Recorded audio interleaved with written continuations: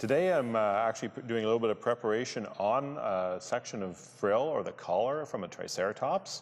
It's a fairly large specimen, and I'm using some hand tools and some pneumatic tools to remove the rock from around the fossil. So when I'm preparing the softer rock or the more fragile specimens, I tend to use hand tools like dental picks to remove the rock.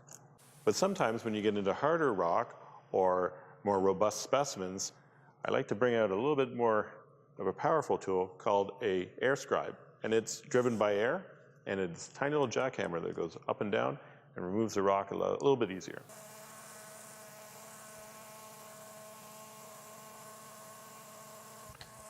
So when the big tools are too big and the small tools aren't enough, we have one for in between.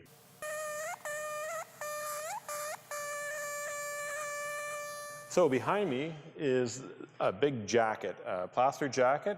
And what we do was when we were out in the field and we were trying to protect the specimen, we put a cast of plaster and burlap around the specimen to keep it from falling apart further, protect it from the elements, and it adds a level of shock absorption when you travel. So we have many field jackets still in the collection waiting to be opened, but in this case, this one here was collected by Charles Sternberg in 1929.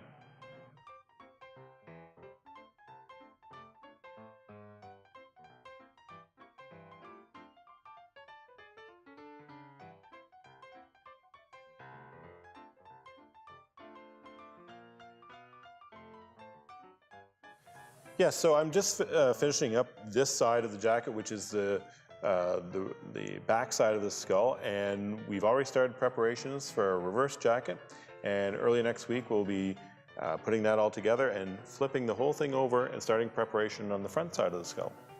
We're hoping that the little bit of skin that we found on right here continues across the rest of the skull.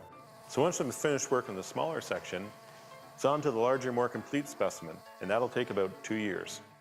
I know it seems like a long time to spend 2 years working on one specimen, but the discovery of the skin adds to the science, and who knows? It could be the world's largest Triceratops specimen.